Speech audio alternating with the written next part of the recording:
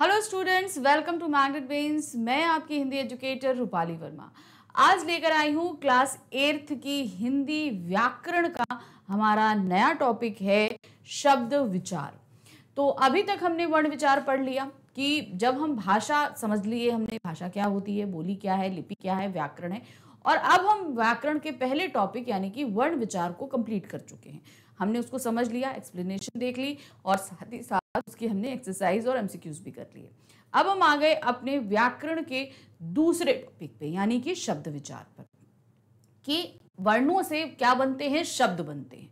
तो अब इन शब्दों को पहले समझेंगे, उसी के बाद हम आगे बढ़ पाएंगे। क्योंकि कहते हैं ना कि भाई पेड़ जड़ से बढ़ता है धीरे धीरे, तो अभी हम थोड़ा सा जड़ से बाहर आए हैं, थोड़ा सा बढ़ रहे हैं। तो अब हम अपनी भाषा के शब्दों की रचना को सीखने वाले हैं। तो चलिए एक्सप्लेनेशन देखते हैं इसका कि किस तरीके से आज पूरा हम आपको ये चैप्टर समझाने वाले हैं।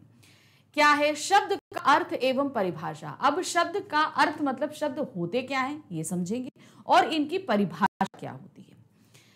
जिन वर्ण समूहों को एक निश्चित अर्थ होता है वह शब्द कहलाता है। मतलब कोई भी शब्द जो है हमने अगर उसे जोड़ दिया और जोड़ने के बाद क्या होगा, उसका कोई अर्थ निकलना जरूरी है। हम भाई वैसे तो बहुत सारे वर्णों को जोड़ सकते हैं, जोड़कर हम कोई भी शब्द बना सकते हैं, लेकिन ये जरूरी है कि जो भी वर्ण हम जोड़ें उसका कोई ना कोई अर्थ निकलना चाहिए। वर्ण समूह तभी शब्द बन सकता है जब उसका कोई ना कोई अर्थ हो। जैसा मैंने बताया, भाई जोड़ने को तो हम बहुत सारे वर्ण जोड़ सकते हैं, लेकिन जब तक अर्थ नहीं निकलेगा वो शब्द नहीं बनता है। बिना अर्थ वाला वर्ण समूह शब्द नहीं हो सकता। समझ गए? जिनका अर्थ नहीं है वो वर्ण समूह शब्द बनेगा ही नहीं। जैसे आड़ा, आड़ा को शब्द नहीं कहा जा सकता है। आड़ा मतलब क्या होता है, ये हम शब्द, क्योंकि इसका कोई अर्थ नहीं निकल रहा है, क्योंकि इस वर्ण समूह का कोई अर्थ नहीं है। लेकिन आक वर्ण समूह शब्द है। अब आक का मतलब आप जानते हैं, आकना हो गया। आक एक पेड़ को भी बोलते हैं। तो इस तरीके से आक जो है वो एक शब्द है। क्यों? क्योंकि उसका कोई अर्थ निकल रहा है। अब आड़ा शब्द का अर्थ क्या निकलता है? कोई भी नहीं निकलता है।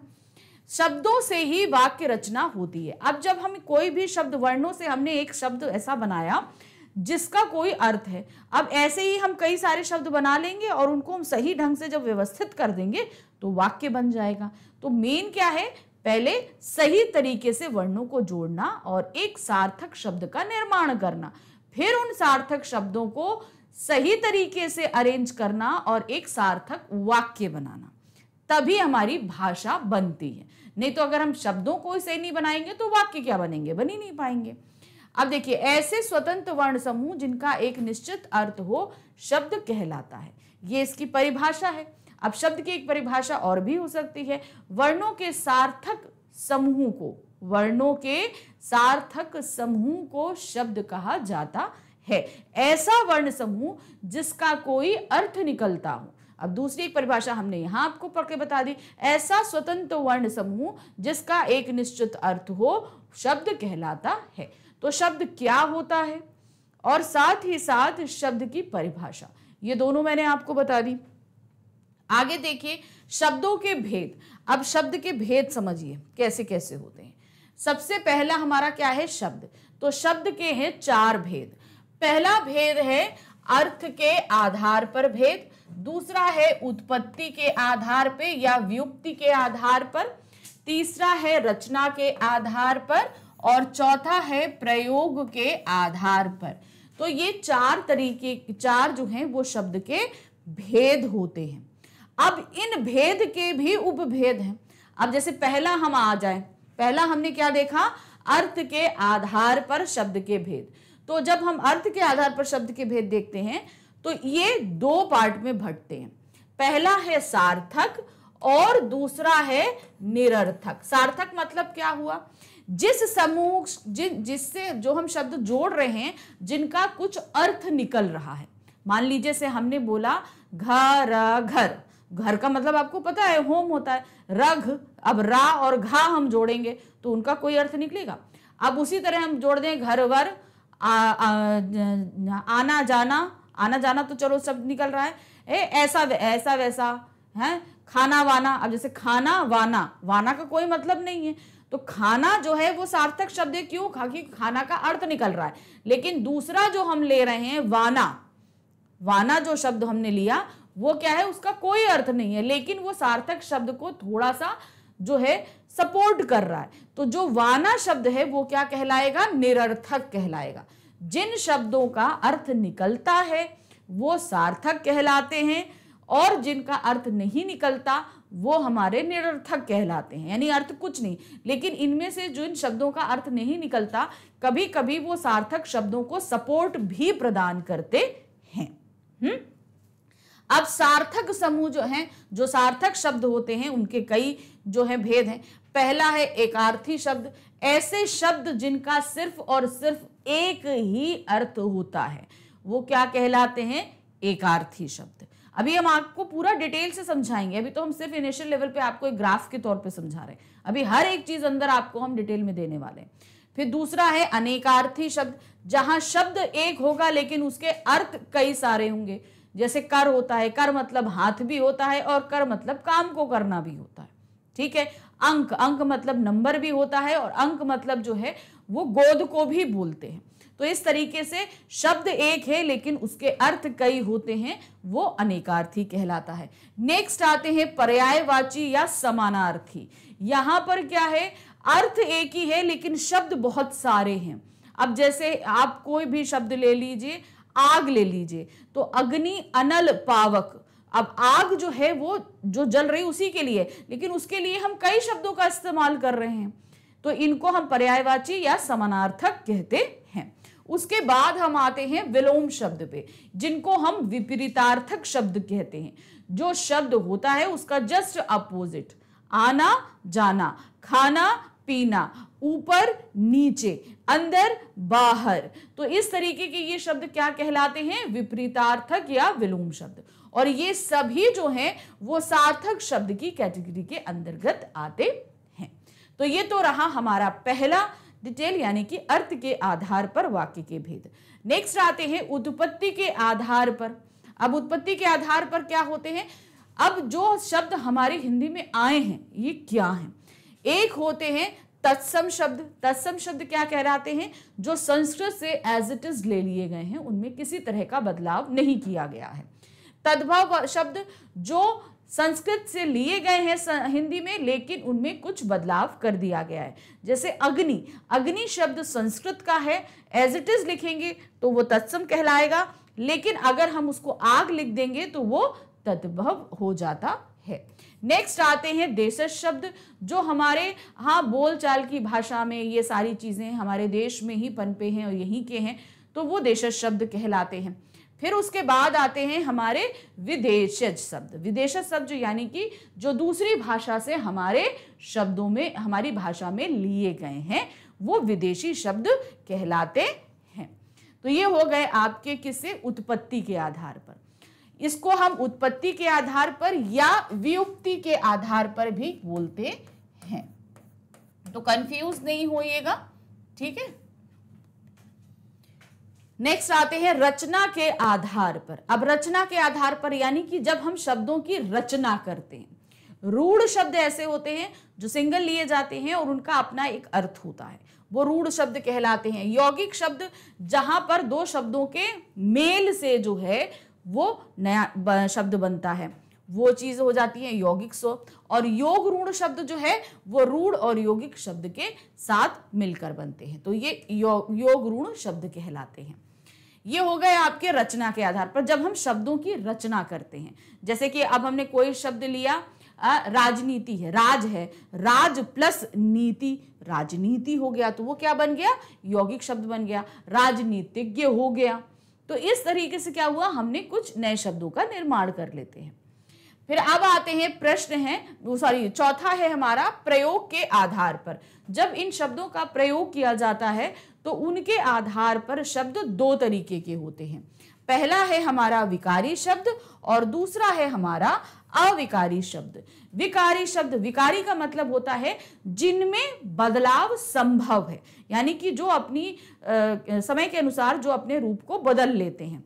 इनके अंदर क्या होते हैं? संज्ञा, सर्वनाम, विशेषण और क्रिया। अब संज्ञा, सर्वनाम, विशेषण जो क्रिया शब्द जो होते हैं, इनमें क्या हम देखते हैं कि ये सभी जो हैं किसी ना किसी रूप में अपने आप को बदलते हैं। जैसे संज्ञा है, सर्वनाम है और आपका विशेषण है। ये क्या होता है, लिंग के हिसाब से बदलेंगे, वचन के हिसाब से बदलेंगे। क्रिया जो है काल के हिसाब से बदल जाती है, भूतकाल भविष्यकाल के हिसाब से क्रिया का स्वरूप बदलता है। संज्ञा जैसे आप ले लो, विद्यार्थी है, बहुत सारे होंगे तो विद्यार्थियों हो जाएगा। उसी तरीके से लिंग बदलता है, लड़का लड़की बन जाता है, होता है कोई कहीं लड़का है तो लड़का, वही क्या है लड़की, लिंग के हिसाब से बदलता है। तो इस तरीके से जिन शब्दों में बदलाव संभव है लिंग वचन काल कारक के हिसाब से, वो आपके विकारी शब्द कहलाते हैं। फिर दूसरे आते हैं अविकारी शब्द, जिनमें किसी भी तरह से किसी भी कंडीशन में जो है बदलाव संभव नहीं है। कुछ भी आप कर लीजिए, वो शब्द अपने मौलिक रूप में ही रहेंगे, उनमें बदलाव नहीं होगा, वो कहलाएंगे अविकारी शब्द। जैसे उनमें आता है क्रिया विशेषण, संबंध बोधक, समुच्चय बोधक और विस्मयादि बोधक। अब इसमें आपको बता दें, जैसे कि हम कोई भी क्रिया लेते हैं, उस क्रिया के बारे में जो शब्द बताता है, जैसे क्या है, रमेश अच्छा विद्यार्थी है। क्या है, रमेश बहुत अच्छा विद्यार्थी है। तो अब यहां पर क्या, उसका विद्यार्थी होना अच्छा है। अच्छा, इसमें क्रिया तो आई नहीं, सॉरी। तो अब देते हैं कि बहुत अच्छा पढ़ता है, बहुत सुमेश अच्छा पढ़ता है, सुमेश अच्छा पढ़ता है। तो पढ़ना क्रिया है। अब पढ़ना क्रिया की विशेषता क्या बता रहा है, अच्छा। तो अच्छा क्या हो गया, क्रिया विशेषण हो गया। अब अच्छा जो है ये अपनी कंडीशन किसी भी उसमें बदलेगा नहीं बदलेगा ना, अच्छा अच्छा ही रहेगा। तो इसलिए जिन शब्दों में किसी तरह का बदलाव नहीं होता वो आपके अविकारी शब्द कहलाते हैं। तो आपने देख लिया यहां पर शब्द के 4 भेद होते हैं, अर्थ के आधार पर, उत्पत्ति के आधार पर, रचना के आधार पर और प्रयोग के आधार पर। अर्थ के आधार पर 2 तरह के होते हैं भेद इसके, सार्थक और निरर्थक। सार्थक के 4 भेद होते हैं, एकार्थी, अनेकार्थी, पर्यायवाची और विलोम। फिर नेक्स्ट आते हैं उत्पत्ति के आधार पर जो शब्द हैं वो 4 तरीके के होते हैं, तत्सम, तद्भव, देशज, विदेशज। उसके बाद नेक्स्ट भेद है रचना के आधार पर, इसमें शब्द 3 तरह के होते हैं, रूढ़ शब्द, यौगिक शब्द और योगरूढ़ शब्द। नेक्स्ट आते हैं नंबर 4 पे प्रयोग के आधार पर, इसमें शब्द 4 तरीके के होते, 2 तरीके के होते हैं, विकारी शब्द और अविकारी शब्द। चलिए, ये तो हमने अब पूरा आपको समझा दिया, एक ग्राफ में एक इनिशियल इंट्रोडक्शन दे दिया।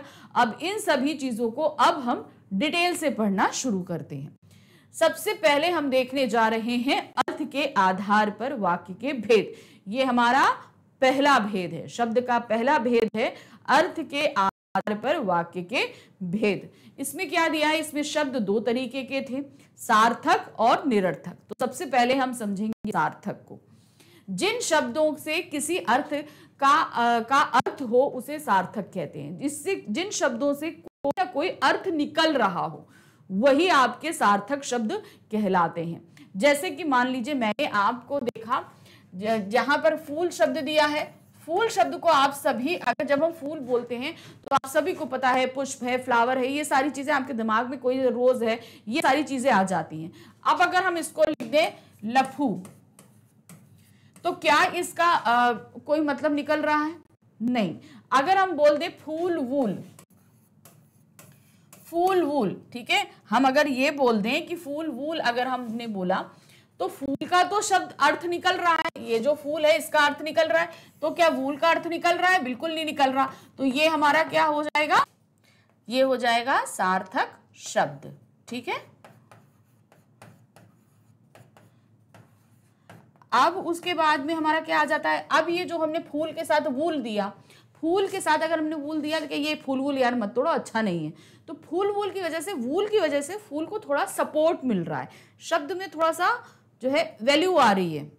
तो इसलिए जो है इस वूल का ये क्या हो जाए, अर्थ कुछ नहीं निकल रहा है, लेकिन सिर्फ ये इसको सपोर्ट दे रहा है, तो ये हमारा क्या हो जाएगा, निरर्थक शब्द। ठीक है, ओके। तो देखिए यहां पर बालिका, फूल, पानी, महल, ये सभी आपके क्या हैं, ये सब ही आपके जो है सार्थक शब्द हैं। सार्थक शब्दों को 4 भाग किए गए हैं। अब सार्थक शब्दों के 4 भाग क्या थे? एकार्थी, अनेकार्थी, पर्यायवाची और विलोम। अब एकार्थी शब्द क्या होते हैं? इन शब्दों से केवल एक ही अर्थ का बोध होता है, जैसे पुस्तक, कुर्सी, जनवरी, निंदा, निपुण। अब पुस्तक शब्द अगर आप लोगे तो पुस्तक का सिर्फ एक ही मतलब है, वो क्या है? किताब। इसके अलावा पुस्तक आप कुछ और सोचो, कुछ और अर्थ निकले, इसका कोई और अर्थ नहीं निकलेगा। उसी तरीके से कुर्सी आ जाइए, कुर्सी का भी सिर्फ एक ही अर्थ निकलना है, उसका कोई अर्थ तो निकलना नहीं है, तो वो हो गया आपका। नेक्स्ट है जनवरी। अब जनवरी तो एक ही महीना होता है, जनवरी का मतलब कोई और होगा? कभी नहीं होगा। उसी तरह निंदा है, निपुण है। ये सारे शब्द, ऐसे शब्द जिनका सिर्फ एक ही अर्थ निकलता है, वो आपका एकार्थी शब्द कहलाता है। नेक्स्ट है अनेकार्थी शब्द। इन शब्दों में से अधिक अर्थों का बोध होता है। अब नेक्स्ट शब्द क्या है आपका? अनेकार्थी। अब अनेकार्थी क्या होता है? अनेकार्थी से तात्पर्य होता है जहां शब्द एक है लेकिन उसके अर्थ बहुत सारे होते हैं। ठीक है, वो क्या कहलाता है? अनेकार्थी शब्द। अब जैसे यहां पर आप देखोगे अर्थ, अर्थ का शब्द क्या होता है? अर्थ का मतलब जानते हो ना, जैसे हम लोग शब्द अर्थ कहलाते हैं, है ना? तो अर्थ का तो एक मतलब होता है धन, और एक का मतलब होता है अर्थ, अर्थ का मतलब होता है धन, दूसरा का होता है अभिप्राय, और तीसरा का होता है अर्थ। यानी कि जैसे कोई बात कर रहा है तो तुमने ये बोला, इसका मतलब क्या है? तो वो उसका मतलब क्या हुआ? अर्थ हुआ। तुम्हारे पास बहुत सारा अर्थ है, तो उस अर्थ का मतलब धन भी होता है। हेतु, हेतु मतलब इससे किसी का जो है मतलब है, वहां पर भी अर्थ हम बोल सकते हैं। नेक्स्ट आते हैं कनक। कनक का जो है वो 3 अर्थ है, सोना है, धतूरा है और गेहूं है। ये अगर कनक शब्द आप लेते हो तो इसके 3 अर्थ निकलते हैं। शब्द एक है लेकिन अर्थ बहुत सारे हैं। फिर है जीवन। जीवन के लिए हम क्या इस्तेमाल कर सकते हैं? प्राण, जल, वायु। अब जैसे मेरा जीवन तो भाई अच्छा चल, मतलब मेरा जीवन तो संकट में आ गया था। अब मेरा जीवन संकट में आ गया अर्थात मेरे जीवन को खतरा था। दूसरा, मेरे प्राण संकट में थे। तीसरा, जल ही जीवन है। अब वहां पर पानी के लिए हमने जीवन इस्तेमाल कर दिया। उसी तरह हमारा जीवन वायु पर भी डिपेंड है। तो इस तरीके से जीवन हमारा 3 हो गया, प्राण हो गए, जल हो गया, वायु हो गया। नेक्स्ट आते हैं अंबर। अंबर अगर होगा तो क्या? अंबर का मतलब आकाश होता है, अंबर का मतलब जो है वस्त्र होता है, अंबर का मतलब कपास होता है। तो इस तरीके से एक अंबर शब्द के लिए हम 3 अर्थ निकालते हैं। ये तीनों चीजें अलग अलग होती हैं। तो यहां पर समझ में आया, जहां पर शब्द एक है लेकिन उसके बहुत सारे अर्थ हैं, वो आपका कहलाता है अनेकार्थी शब्द। नेक्स्ट आते हैं पर्यायवाची। अब पर्यायवाची या समानार्थक एक ही चीज होती है, कंफ्यूज नहीं होइएगा। वे शब्द जिनका अर्थ एक समान होता है उन्हें पर्यायवाची कहते हैं। यानी कि अर्थ एक होगा और शब्द बहुत सारे होंगे। ठीक है, अर्थ एक ही है, हम एक ही चीज के लिए हम बोलेंगे, लेकिन यहां उसकी बहुत सारे शब्दों को हम इस्तेमाल करेंगे। जैसे है जल। जल के लिए हम क्या शब्द इस्तेमाल करते हैं? पानी, नीर, वारी। उसी तरह बादल के लिए हम क्या इस्तेमाल करते हैं? वारिद, जलद, मेघ। कमल के लिए क्या इस्तेमाल करते हैं? पंकज, सरोज, जलज। इस तरीके जलज, पंकज, नीरज, सरोज, ऐसे बहुत सारे शब्दों को हम इस्तेमाल करते हैं।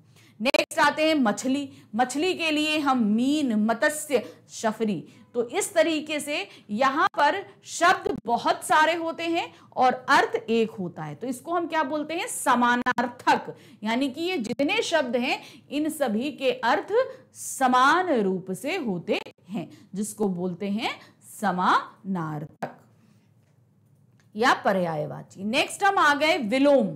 विलोम क्या होते हैं? विलोम अर्थात विपरीतार्थक। क्या है? विपरीत अर्थ बताने वाले शब्दों को विलोम कहते हैं। तो इसे विपरीतार्थक शब्द भी कहते हैं, जहां पर जो शब्द है उसका जस्ट विपरीत बताएगा। जैसे आकाश। आकाश मतलब क्या हुआ? ऊपर। पाताल मतलब जमीन के भी नीचे। अब बिल्कुल अपोजिट है ना, एक एकदम ऊपर, एक एकदम नीचे।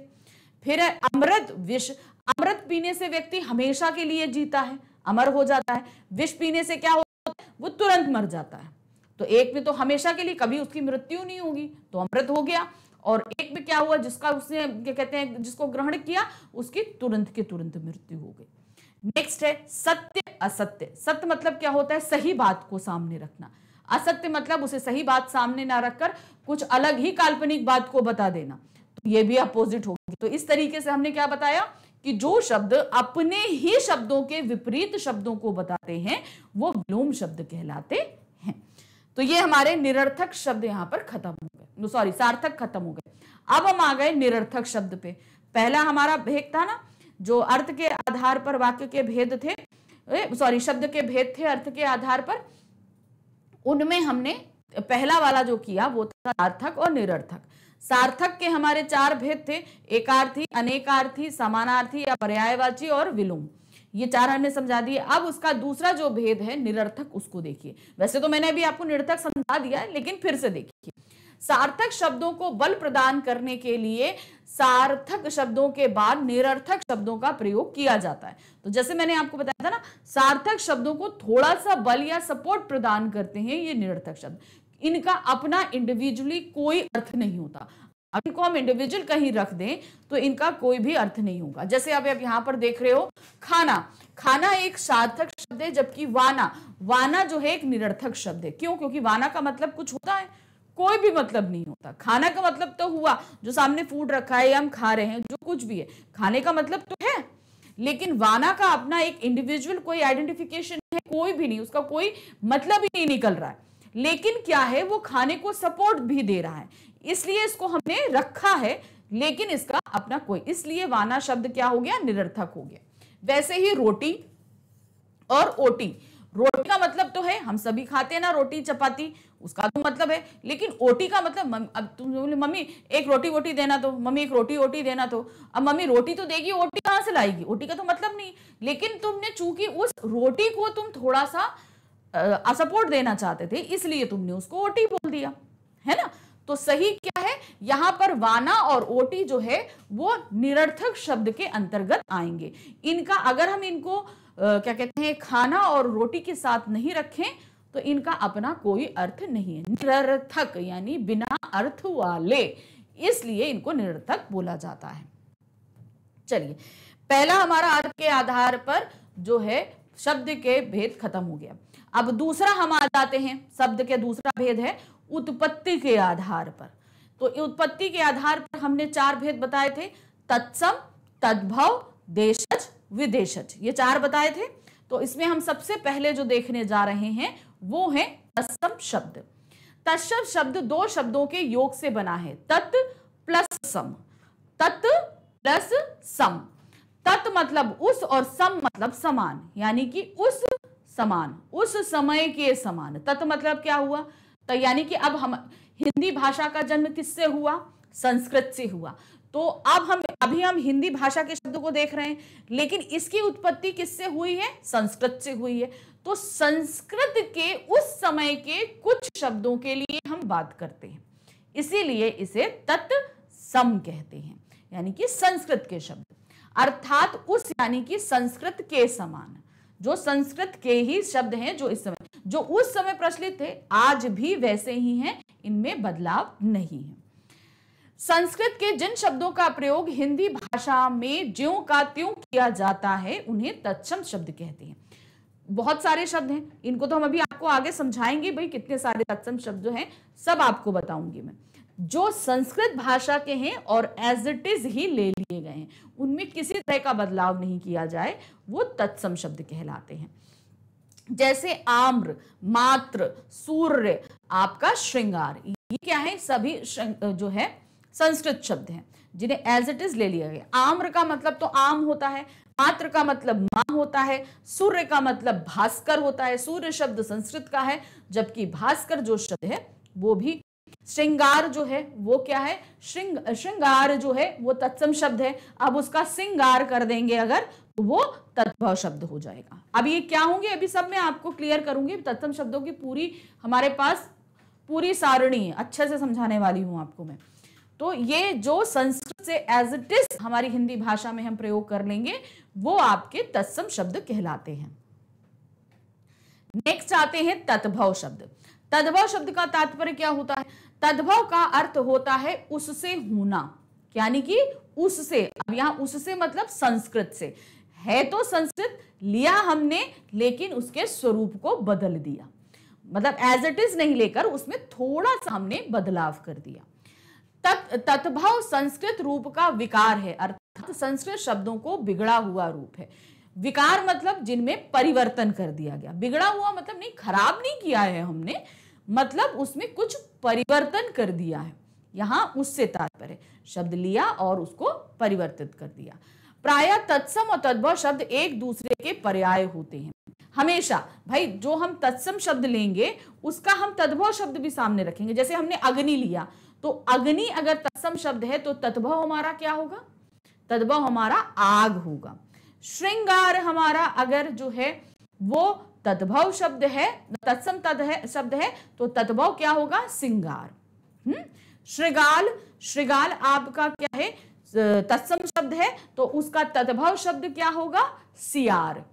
तो ये शब्द हैं जिनको हम अभी, ये हमेशा एक दूसरे का होता, मतलब अर्थ एक ही होता। पर्याय का मतलब क्या हुआ? इन दोनों का अर्थ एक ही है लेकिन इनके स्वरूप बदले हुए होते हैं। एक संस्कृत के होते हैं और एक जो रहते हैं उनमें कुछ बदलाव कर कर इस्तेमाल किए जाते हैं।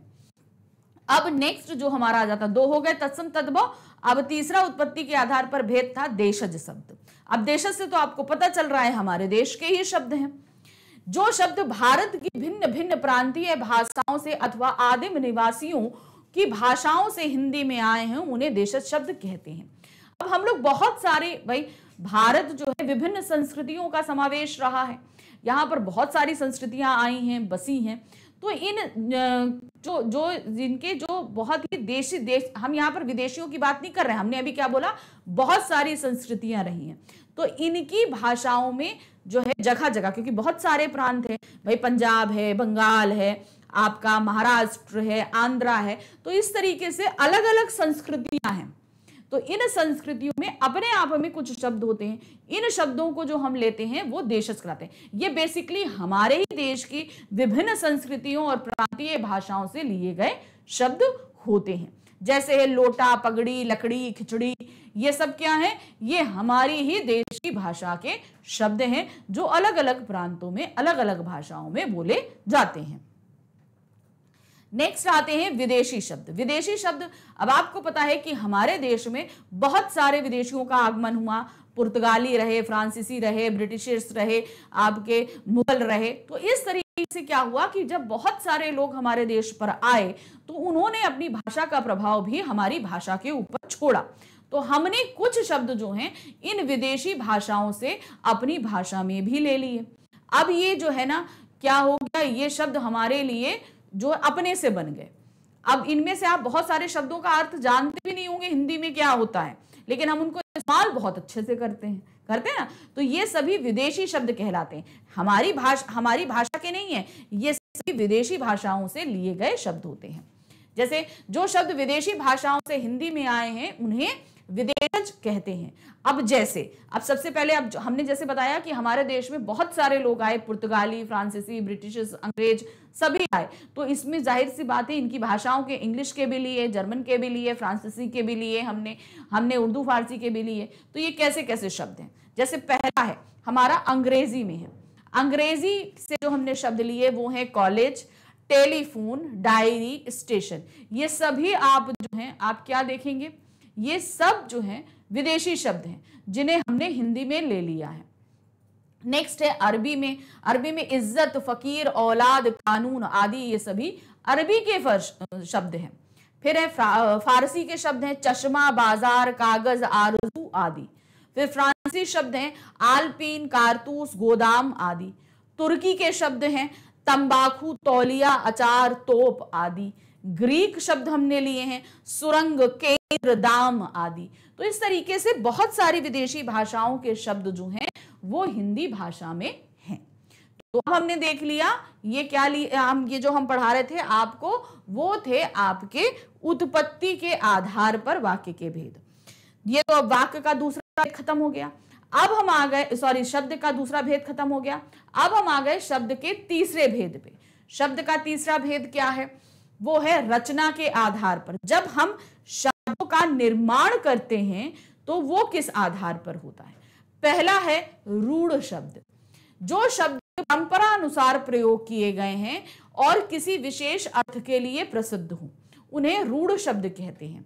रूढ़ शब्दों में सार्थक खंड नहीं हो सकते, यानी कि जो जैसे हैं हमने उनको वैसा ही इस्तेमाल किया है, उनको और तोड़ने की हम कोशिश नहीं कर सकते। क्यों? क्योंकि वो और टूट ही नहीं सकते, वो इससे छोटे हैं। अब जैसे यहाँ पर जो रूढ़ शब्द हमने क्या बताए, जैसे अरुण है, तारा है, कुर्सी है, रोटी है, घर है।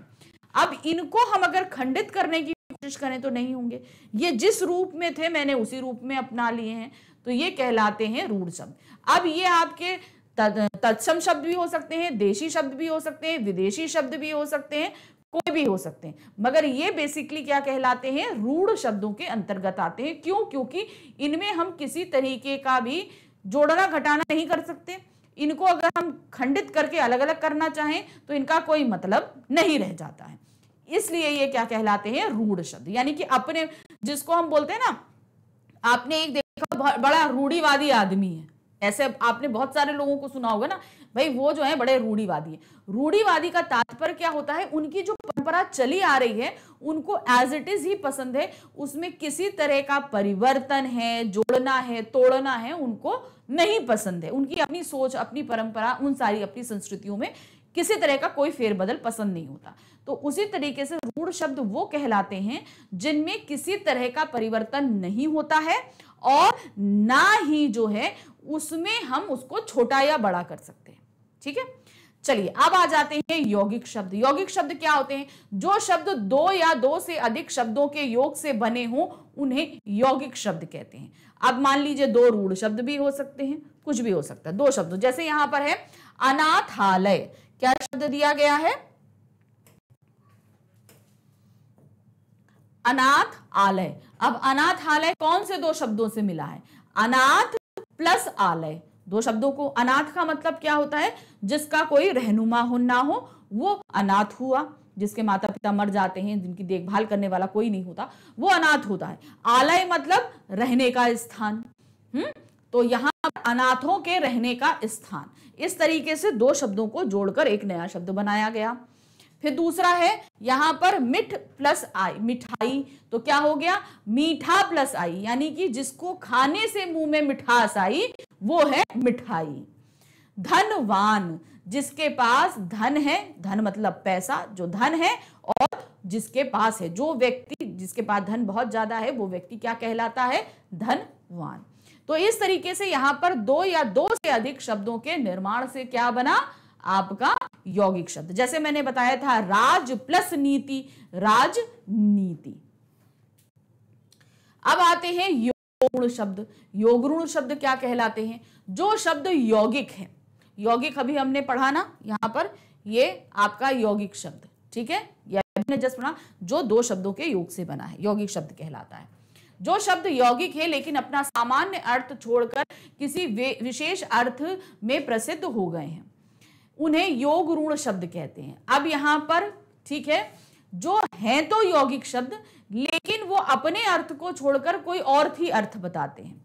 अब यहां पर पंकज है, पंकज का तात्पर्य होता है, पंक मतलब होता है कीचड़, और पंक और अज, अज का मतलब होता है जन्मना, क्या कहते हैं? जन्म लेना।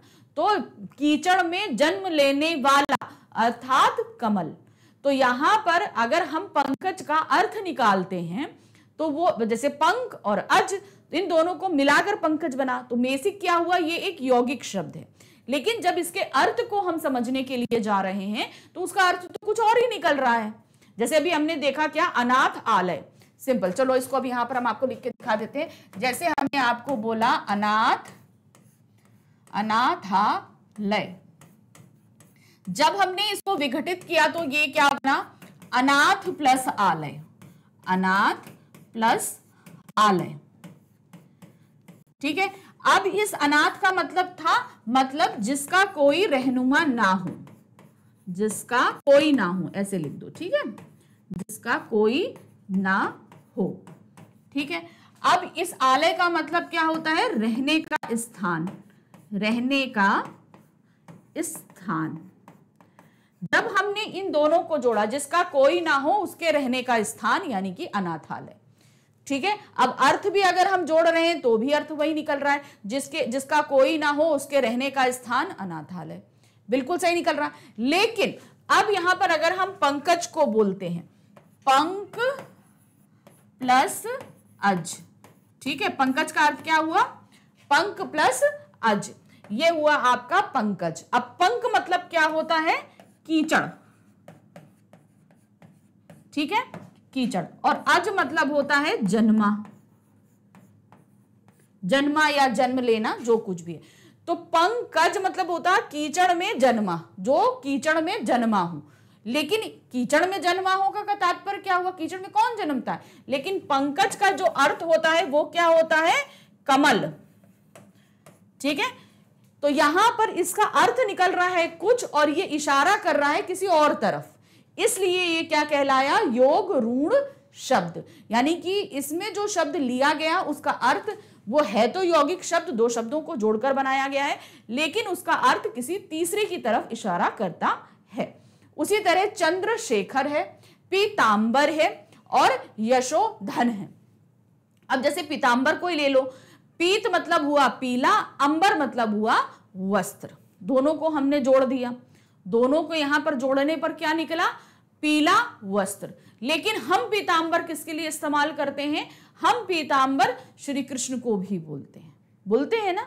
तो इस तरीके से कोई तीसरे की तरफ हमने इशारा कर दिया। तो अब आपको समझ में आ गया रूढ़, यौगिक और योगरूढ़ शब्द क्या होते हैं। अब नेक्स्ट आ गए हम प्रयोग के आधार पर। अब हमारा जो शब्द के क्या कहते हैं, शब्दों के जो भेद हैं उसका चौथा भेद है हमारा प्रयोग के आधार पर। यानी कि जब हम इस्तेमाल करते हैं शब्दों का, जब हम प्रयोग करना शुरू करते हैं तो उसके आधार पर उसको हम दो रूप में बांटते हैं, पहला विकारी और दूसरा अविकारी। अब विकारी शब्द क्या होता है, जिन शब्दों में काल, कारक, लिंग, वचन, पुरुष आदि के कारण कोई विकार अर्थात परिवर्तन हो जाता है वे विकारी शब्द कहलाते हैं। विकारी शब्दों को चार भागों में बांटा गया है, मतलब ऐसे शब्द जिसमें काल, वचन, लिंग, कारक, पुरुष इन सभी के कारण जो है चेंजेस हो, किसी भी तरीके से चेंजेस हो, वो आपके कहलाते हैं विकारी। विकारी का मतलब जिनमें परिवर्तन हो सकता है। अब ये कैसे होते हैं, ये चार होते हैं, संज्ञा, सर्वनाम, विशेषण, क्रिया, ये चार तरीके के शब्द होते हैं। अब इनको चलिए हम बताते हैं। जैसे संज्ञा शब्द है, संज्ञा शब्द में विकारी कैसे होते हैं, जैसे है लड़की, सचिन, बुढ़ापा या आदि। अब इनमें कैसे चेंज होगा, अब मान लीजिए अगर हम लिंग के हिसाब से इसमें बदलाव करें तो क्या हो जाएगा, लड़की का लड़का बन जाएगा, सचिन का क्या हो जाएगा, कोई लड़की का नाम बन सकता है, सचिन का बन सकता है। फिर उसके बाद बुढ़ापा का क्या हो जाएगा, क्या कहते हैं, ये बुढ़ापा संज्ञा है और उसी के बाद बूढ़ापन हो सकता है, तो इसमें चेंजेस होते हैं। फिर उसके बाद अगर वचन के हिसाब से चेंज करें तो लड़की का लड़कियों हो जाएगा ना। तो ये आपके संज्ञा शब्द होते हैं जिनमें किसी ना किसी कारण से कुछ ना कुछ चेंजेस हो जाते हैं। उसी तरह सर्वनाम में आ जाइए, यह, वह, तुम है। अब अगर हम वचन के हिसाब से चेंज करेंगे, यह का ये हो जाएगा, वह का वे हो जाएगा, तुम का जो है तुम्हारा हो जाएगा। उसी तरह विशेषण में आ जाइए। विशेषण शब्द क्या है, वो संज्ञा की विशेषता बताते हैं। जैसे काला पुस्तक, काला कपड़ा, अगर संज्ञा बदला तो उसका रूप हो जाएगी काली पुस्तक। उसी तरीके से बड़ा छोटा भी हो सकता है, सुंदर बदसूरत भी हो सकता है। तो इनका रूप भी, इनका जो है ना कहीं जो है वाक्य में लिंग, वचन, कारक के हिसाब से बदलाव होता रहता है। नेक्स्ट आते हैं क्रिया। क्रिया में जो है काल के हिसाब से चेंजेस होते हैं कि वर्तमान काल, भूतकाल, भविष्य काल में। जैसे यहाँ पर जा रहा है, अगर हम यहाँ पे लिंग के हिसाब से भी बदलाव होगा, काल के हिसाब से। अब जा रहा है, अगर हमने लिंग के हिसाब से इनमें बदलाव करा तो क्या हो जाएगा, जा रही है। वचन के हिसाब से हो जाएगा तो जा रहे हैं। और अगर काल के हिसाब से बोलेंगे तो गया था या जाएगा हो जाएगा। तो इस तरीके से क्रिया में भी चेंजेस हो गए। उसी तरह आता है, आती है, आया है, आएगा, पढ़ना है, लिखना है, बोलना है, पढ़ता है, लिखता है, बोलता है। उसी तरह पढ़ती है, लिखती है, बोलती है, पढ़ेगा, पढ़ेगी, लिखेगी, बोलेगी।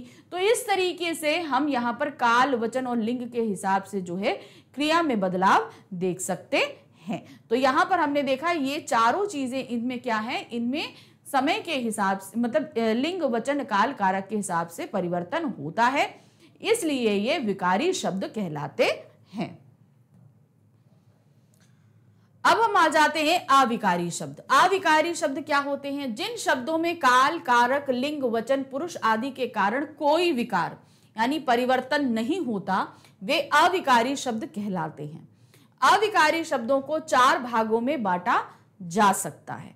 अब इन्होंने बोला कि इनमें जो है किसी भी कंडीशन में, यानी खासतौर से काल, कारक, लिंग, वचन और पुरुष के हिसाब से इन शब्दों में किसी तरह का कोई बदलाव नहीं होता है।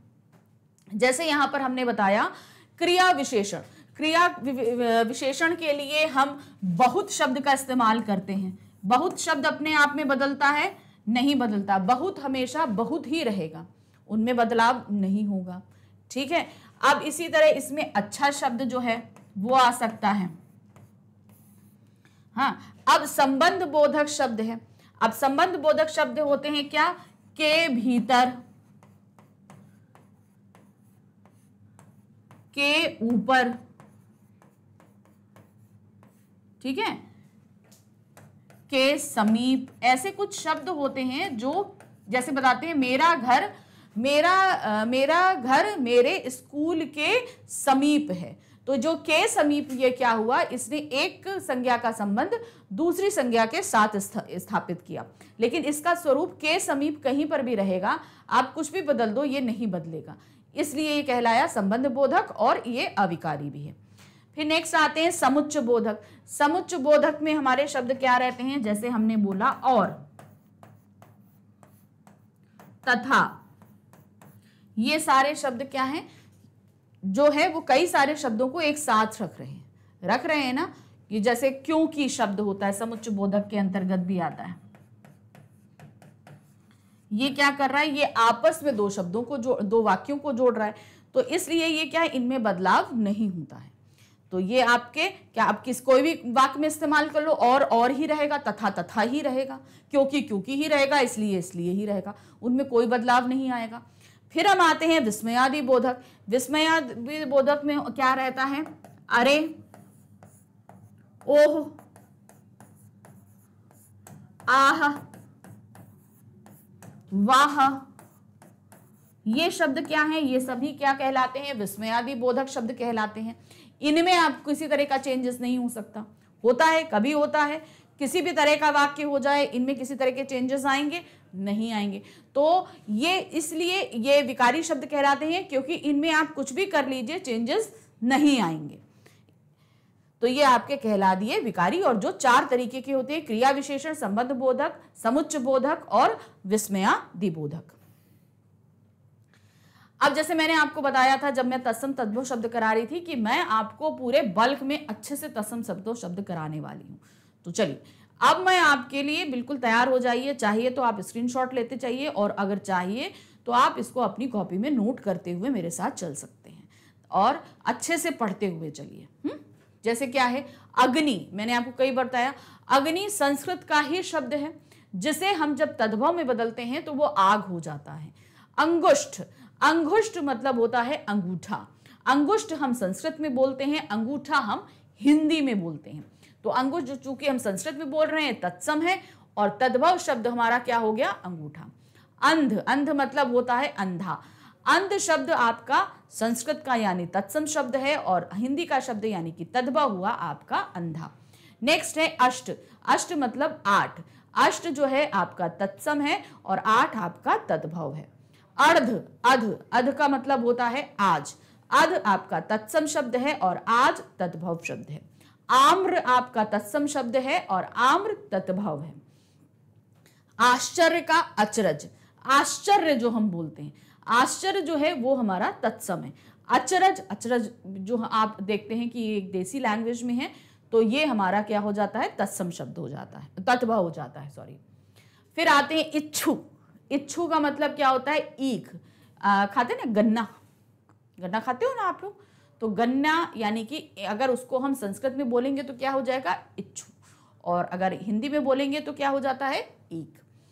उष्ठ, उष्ठ मतलब ऊंट, उष्ठ हमारा तत्सम तद्भ है और ऊंट हमारा तत्भव शब्द है। मैंने क्या बोला था, पर्याय है, अर्थ एक ही है, शब्द दो हैं, एक आपका संस्कृत का है और एक हिंदी का है। उच्च, उच्च मतलब ऊंचा, उच्च हमारा संस्कृत का शब्द है और ऊंचा हमारा तत्भव शब्द है। ओष्ठ, ओष्ठ मतलब होंठ, ओष्ठ तत्सम है और होंठ तत्भव है। काष्ठ मतलब काठ यानी कि लकड़ी, काष्ठ मतलब लकड़ी होती है, काष्ठ का मतलब क्या हुआ, लकड़ी, और ये हमारा तत्सम शब्द है और काठ हमारा लकड़ी यानी कि तद्भव शब्द है। करपट क्या है, करपट और मतलब कपड़ा, करपट का मतलब कपड़ा हुआ, करपट हमारा संस्कृत का शब्द यानी तत्सम है और ये हमारा तद्भव शब्द है। नेक्स्ट है कर्पूर, कर्पूर यानी कि कपूर, आप लोग पूजा अर्चना में कपूर जलाया जाता है ना, तो कर्पूर यानी कि संस्कृत यानी तत्सम शब्द है और तद्भव शब्द होता है कपूर। कुंभकार, कुंभकार तत्सम शब्द है और इसका हिंदी पर्याय क्या होता है, आपका कुम्हार, जो मिट्टी के बर्तन बनाता है ना उसको हम लोग बोलते हैं कुम्हार। कज्जल, कज्जल, कज्जल मतलब काजल, आपने देखा है मैंने काजल लगाया हुआ है, तो इसको संस्कृत में क्या बोलेंगे, यानी कि तत्सम शब्द में रहेगा ये कज्जल और हम हिंदी में उसको बोलेंगे काजल। कर्ण, कर्ण मतलब कान, कर्ण हमारा तत्सम शब्द है, कान तद्भव शब्द है। कूप तत्सम शब्द, कुआं तद्भव शब्द। काक, काक तत्सम शब्द और कौवा तद्भव। कृषक किसान, गर्दभ गधा, ग्राम ग्राम्य गांव। अंबा, अम्मा, अम्मा, अंबा मतलब अम्मा यानी कि माँ, माँ के लिए भी हम अम्मा शब्द बोलते हैं। आप लोग अगर गांव वगैरह में जाओ वहां पर देखो तो माँ को अम्मा बोला जाता है, अम्बा बोला जाता है, तो इस तरीके से जो है माँ का मतलब संस्कृत में अम्मा भी होता है। नेक्स्ट है आलस्य, आलस्य जो हम लोग बोलते हैं, आलस्य में ये प्रोनाउंसिएशन में ही आता है, आलस्य तत्सम हो गया, आलस जो है वो आप क्या बोलोगे, हिंदी का शब्द हो गया आपका तत्भव। ऊपरी, ऊपरी, ऊपरी मतलब आपको संस्कृत में ऊपर को ऊपरी बोलते हैं, तो तद्भव हो गया आपका ऊपर और तत्सम है ऊपरी। नेक्स्ट है एकत्र, एकत्र करना, एकत्र का तात्पर्य क्या हो गया, आपका किसी चीज को इकट्ठा करना, एकत्र आपका संस्कृत का यानी कि तत्सम शब्द है और तद्भव आपका हुआ इकट्ठा। कच्छप, कछुआ। कार्य, काज यानी कि किसी काम को करना, जो बोलते हैं मेरे पास बहुत सारा काम है भाई, आज मेरे को डिस्टर्ब नहीं करना, मेरे को बहुत सारा काम है, तो उसी को हम क्या बोलते हैं संस्कृत में, काम, लेकिन पूरी शुद्ध हिंदी में उसे काज बोला जाता है। कपोत, कबूतर। कृष्ण, किशन, अब यहाँ पर कृष्ण, कृष्ण जी के लिए संस्कृत में कृष्ण शब्द है और हिंदी में हम किशन बोलते हैं। कदली मतलब केला, कदली खाते हो ना, बनाना खूब खाते हैं ना, संस्कृत में उसे क्या बोलते हैं, कदली फलम, लेकिन अगर हमने उसको तत्सम शब्द कर देंगे तो सिर्फ कदली हो जाएगा और संस्कृत में वही जाकर हम पढ़ेंगे तो कदली फलम पढ़ते हैं हम। नेक्स्ट है ग्रंथि, ग्रंथि मतलब गांठ, कहीं जैसे गांठ बन जाती है ना, आप बहुत सारी चीजों में हम लोग गांठ बांधते हैं, तो संस्कृत में उसे हम लोग ग्रंथि बोलते हैं और हिंदी में हमें गांठ बोलते हैं। ग्राहक, गाहक, ग्राहक यानी कि आपका जो उपभोक्ता होता, मतलब जो आपका कंज्यूमर होता है वो ग्राहक कहलाता है, उसको हिंदी में तद्भव में हम ग्राहक बोलते हैं, तत्सम में ग्राहक। तत्सम तद्भव। फिर चंचू, चोंच, छिद्र, छेद, दधी, दही, धैर्य, धीरज, धीरज मतलब पेशेंस, नासिका, नाक, पत्र, पत्ता, पत्र का क्या मतलब हुआ, पत्ता, पत्ता, पेड़ का पत्ता देखते हो ना वो क्या कहलाता है, पत्र, संस्कृत में उसे बोलते हैं पत्र। आप लोग तो बोलोगे जैसे हम लोग हिंदी में लेटर वगैरह जो भेजते हैं उसको पत्र बोलते हैं, लेकिन वो क्या कहते हैं संस्कृत में जो है वो जो पत्ता पेड़ का होता है उसको पत्र बोलते हैं। भागिनी यानी कि बहन, भागिनी मतलब होता है बहन, दहन नहीं बहन होता है। बोलते हैं ना आप अगर जाओ तो क्या नाम, गांव वगैरह में बहन को भागनी बोलते हैं। मस्तक मतलब माथा, रात्रि रात, अग्र आगे, अश्रु आंसू, अक्षी आंख, अज्ञान, अनजान। हम किसी अज्ञान बोलते हैं तुम बड़े अज्ञानी हो, मतलब अज्ञानी का मतलब ये नहीं कि वो बेवकूफ है, अज्ञानी का मतलब है तुम्हें उसे उस बारे में नॉलेज नहीं है। नेक्स्ट है आश्रय। आश्रय मतलब आसरा। किसी के यहां हम शेल्टर लेते हैं, शेल्टर लेते हैं ना हम, जैसे कहीं गए, हमने कहीं पर शेल्टर लिया। मान लीजिए जैसे हम जा रहे हैं, रास्ते में बहुत तेज बारिश होने लगी, तो हम टू व्हीलर पे हैं, तो हम क्या करते हैं, टू व्हीलर रोक के एक पेड़ के नीचे खड़े हो जाते हैं ना, तो हमने पेड़ का आश्रय लिया, मतलब आसरा लिया कि हम भीगे नहीं। उल्लूक, क्या है, उल्लूक, उल्लूक का मतलब होता है उल्लू, आउल। उज्जवल, उजला, उजाला, यहां पर उजाला नहीं होगा, उजला होगा। उजाला मतलब तो रोशनी हो जाता है ना, तो क्या होगा, उज्जवल मतलब उजला। कपाट, किवाड़, कुपुत्र, कपूत, कंकड़, कंकड़ मतलब कंगन, जैसे ये पहने ना, इसको कंगन बोलते हैं। कातर, कातर मतलब कायर, जो काम नहीं करना चाहता, डरपोक है वो कायर। कोकिल मतलब कोयला, कोयल। गौर, गौर मतलब गोरा, बहुत सारे लोग होते हैं ना, बहुत गोरे होते हैं, तो उसके लिए संस्कृत में क्या शब्द है, गौर।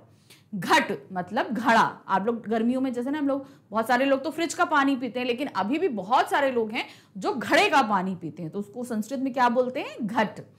चंद्रिका, चांदनी, चांदनी रात होती है ना, पूर्णिमा की रात होती है, फुल मून जो नाइट होती है, तो उस दौरान जो है ना, देखो कहीं अंधेरे में कितनी सारी रोशनी होती है, तो वो चांदनी होती है, चांद की जो चांदनी फुल रोशनी होती है, तो उसको संस्कृत में क्या बोलते हैं, चंद्रिका। दंत, दांत, घृत, घी, लज्जा, लाज, वानर, बंदर, शाक, साग।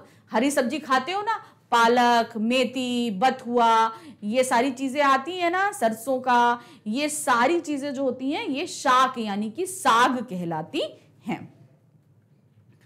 स्तंभ, खंबा, खंबा मतलब पिलर जो होता है ना, ऊपर सीलिंग को सपोर्ट करने के लिए होता है वो। स्वर्णकार, सुनार, यानी कि ज्वेलर होता है ना, जो सोने के गहने बनाता है, उसको सुनार कहते हैं, और संस्कृत में उसको यानी कि तत्सम में उसको क्या बोला जाता है, स्वर्णकार। स्वसुर, स्वसुर मतलब होता है ससुर, यानी कि आपकी मम्मी, जो आपके दादाजी हैं वो आपकी मम्मी के ससुर हैं, तो उसको संस्कृत में क्या बोलेंगे, स्वसुर, यानी कि जैसे आपके पापा के पिताजी आपकी मम्मी के जो हैं वो ससुर लगेंगे। श्रृंगार, सिगार, क्या है, श्रृंगार मतलब हुआ श्रृंगार आपका। फिर है गणना, गिनती। चंद्र, चांद। चर्म, चमड़ा, चर्म मतलब जैसे ये है, अभी हमारी स्किन है, स्किन को इंग्लिश में हम लोग स्किन बोलते हैं, संस्कृत में से चर्म बोला जाता है, हिंदी में से क्या बोलते हैं, चमड़ा बोलते हैं ना, तुम्हारी चमड़ी। आपने एक मुहावरा भी सुना होगा, तुम्हारी चमड़ी बड़ी मोटी है, तो उसका तो वो तो मुहावरा है, उसका अर्थ होता है कि किसी के ऊपर कोई फर्क नहीं पड़ना, कुछ भी बोल दो नहीं फर्क पड़ता, उसमें बोलते हैं, लेकिन वो जो चमड़ी का मतलब होता है वो ये होता है, यानी कि जो स्किन होती है। छत्र मतलब छाता, बारिश में हम लोग छाता लगा के चलते हैं, और पुराने समय में राजा महाराजा देखो, उन लोग के ऊपर हमेशा बारिश हो कुछ भी हो, कुछ उनसे मतलब नहीं है, वो उनके ऊपर हमेशा एक छत्र लगा रहता था और वो उस छत्र के नीचे चलते थे। नेक्स्ट है त्वरित। त्वरित मतलब तुरंत, कोई चीज हम चाहते हैं नहीं अभी ऑन द स्पॉट आपको करना है, तो ऑन द स्पॉट मतलब तुरंत करना, तो उसको संस्कृत में हम क्या बोलते हैं, त्वरित, और हिंदी में हम बोलते हैं तुरंत। दुग्ध यानी दूध। दुर्लभ, दुबला। धूम्र, धुआं। निंदा, नींद, निद्रा, क्या सॉरी यहां पर क्या होगा, निद्रा, निद्रा का मतलब होता है नींद। पाद मतलब पांव, पांव को क्या बोला जाता है, पाद। पक्षी, पंछी, पक्षी आपका क्या हुआ। फिर है मुख, मुंह, मुख मतलब संस्कृत में हम मुख बोलते हैं, इंग्लिश में हम मुंह बोलते हैं, संस्कृत में हम मुख बोलते हैं, हिंदी में मुंह बोलते हैं, और इंग्लिश में फेस बोलते हैं। नेक्स्ट है मयूर। आप लोगों ने पिकॉक देखा है ना, पिकॉक, मयूर, संस्कृत में क्या बोलते हैं, तत्सम में उसे मयूर बोलेंगे, तद्भव में उसे मोर बोलेंगे, और इंग्लिश में हम क्या बोलेंगे, पिकॉक। लक्ष्य, लाख, अब लाख, 1 लाख, 2 लाख, 10 लाख, 12 लाख, और उसको संस्कृत में क्या बोलते हैं, लक्ष्य। वधु, बहू। सिर, शिर, सिर। श्वास, सांस, तो बोलते हैं सांस आज बहुत, मतलब सांस बहुत तेज चल रही है, तो क्या है, श्वास जो है वो उत्तम गति से चल रही है, ये चीज होती है। सत्य, सच। सूर्य, सूरज। सूर्य मतलब संस्कृत में सूर्य बोलते हैं और हिंदी में वो चीज क्या बोली जाएगी, सूरज। वैसे संस्कृत में भास्कर भी बोलते हैं, ठीक है। स्वर्ण मतलब सोना, जो गोल्ड होता है उसको इंग्लिश में क्या बोलते हैं, हम गोल्ड बोलते हैं, हिंदी में सोना बोलते हैं और संस्कृत में स्वर्ण बोला जाता है। फिर है सूचिका। क्या है, सूचिका यानी कि सुई, कपड़ों को सिलते समय सुई का इस्तेमाल किया जाता है, वो क्या हो गया, उसको संस्कृत में क्या बोला, सूचिका। फिर आते हैं सायं। सायं मतलब क्या होता है, शाम, शाम का समय, इवनिंग टाइम, इवनिंग को हम क्या बोलते हैं संस्कृत में, सायं, और हिंदी में शाम। फिर क्या है यहाँ पर, स्वश्रु। क्या, स्वश्रु यानी कि सास, यानी कि आपके पापा की जो मम्मी है वो आपकी मम्मी की क्या लगेंगी, सास लगेंगी, तो वो क्या गया, स्वश्रु। फिर है श्रावण। श्रावण मतलब सावन। श्रावण जो है वो महीने का नाम है, हिंदी कैलेंडर में जो महीने का नाम है वो श्रावण कहलाता है। जैसे ज्येष्ठ कहलाता है, हिंदी में उसे जेठ माह कहते हैं। तो इस तरीके से ये कई उसमें है, और जो संस्कृत में बोला जाता है श्रावण और हिंदी में होता है सावन। फिर है क्षीर। क्षीर मतलब दूध, आप दूध मिल्क पीते हो ना, उसको क्षीर बोलते हैं, और हिंदी में क्या बोलते हैं, उसको दूध बोलते हैं। तो इस तरीके से आपने देखा ना, मैंने आपको कितने सारे तत्सम और तद्भव शब्द कराए। तो सेम ये समझिए कि ये सिर्फ पर्याय होते हैं, और हिंदी में हम उसी शब्द के लिए बहुत सारी चीजों का इस्तेमाल करते हैं, लेकिन इंग्लिश में हम कुछ ही चीजों का इस्तेमाल करते हैं। तो ये संस्कृत में एक बेसिक है, और उसी से हमने उठाकर इसको जब हिंदी में लिया तो थोड़े बहुत चेंजेस यानी कि परिवर्तन कर दिए, विकार लेकर हम आ गए, तो वो हमारे बन जाते हैं तद्भव शब्द। तो तत्सम और तद्भव का कॉन्सेप्ट अब आपको क्लियर हो गया है, दिक्कत नहीं है। हाँ, लेकिन तत्सम तद्भव शब्द आपको लर्न करने पड़ेंगे, ये देखना पड़ेगा कि एक्चुअल में संस्कृत में इसका क्या स्वरूप है और हिंदी में हम जब इसको करेंगे तो इसका क्या स्वरूप आएगा। क्योंकि अगर मान लीजिए हम ठीक से संस्कृत शब्दों को नहीं समझ पाएंगे, तो फिर जब हम तत्सम तद्भव शब्द करने लगेंगे ना, तो शायद हमें उनके अर्थ लिखना या समझने में दिक्कत आएगी। तो हमने इस पूरे वीडियो में आपको समझा दिया कि शब्द क्या होता है, इनके निर्माण कैसे होते हैं, इनका प्रयोग कैसे होता है, इनकी उत्पत्ति कैसे हुई, और ये किस आधार पर यानी कि इनके अर्थ के आधार पर इन्हें बांटा गया। तो हमने यहाँ पर शब्द के 4 भेद आपको बताए, और उन भेदों के उपभेद भी यहाँ पर बताए। तो ये शब्द विचार तो हमने बता दिए, आपको सारे शब्द क्लियर कर दिए, लेकिन अभी भी यहाँ पर जैसे प्रयोग के आधार पर जो भेद थे उनको अभी हमने क्लियर नहीं किया है। वो अब आपके आगे आएंगे जब हम इसमें अभी हर एक, क्योंकि जैसे संज्ञा है, संज्ञा को हम आपको डिटेल में समझाएंगे, सर्वनाम को डिटेल में समझाएंगे, क्रिया डिटेल में समझाएंगे, विशेषण डिटेल में समझाएंगे। फिर उसके बाद क्रिया विशेषण है, संबंध बोधक है, समुच्चय बोधक है, विस्मय आदि बोधक है। ये सारी चीजें अभी हम आपके लिए डिटेल में आगे लेकर आएंगे। लेकिन जो बेसिक चीजें थी समझा दी, लेकिन कुछ शब्द भंडार के शब्द हैं, जैसे एकार्थी है, अनेकार्थी है, पर्यायवाची हैं, विलोम है, तो ये भी आपको अभी डिटेल में आगे मैं बहुत सारे कराने वाली हूँ। तो कुछ चीजें ऐसी हैं जो बहुत ज्यादा लार्ज वे में हैं, तो उन्हें हम आगे कराएंगे। जो बेसिक चीजें थी वो मैंने आपको यहाँ समझा दी। अब ये जो मैंने आपको समझाया, ये आपको पूरी तरीके से पक्का हो जाए तो इसके आगे आने वाले 2 वीडियो से आप पूरी तरीके से प्रॉपर कनेक्ट रहिएगा। अब इसके आगे जो नेक्स्ट वीडियो में लेकर आऊंगी वो इससे संबंधित क्वेश्चन आंसर्स रहेंगे, और साथ ही साथ इसकी कुछ एक्सरसाइज रहेंगी, वो हम कर लेंगे। फिर उसके बाद हम इसके बाद इसको रिवाइज करेंगे। वो कैसे करेंगे, हम एमसीक्यूज बेस्ड करेंगे। जितने एमसीक्यूज हैं इसके मोस्टली निकल सकते हैं, वो निकाल के हम उनकी प्रैक्टिस कर डालेंगे।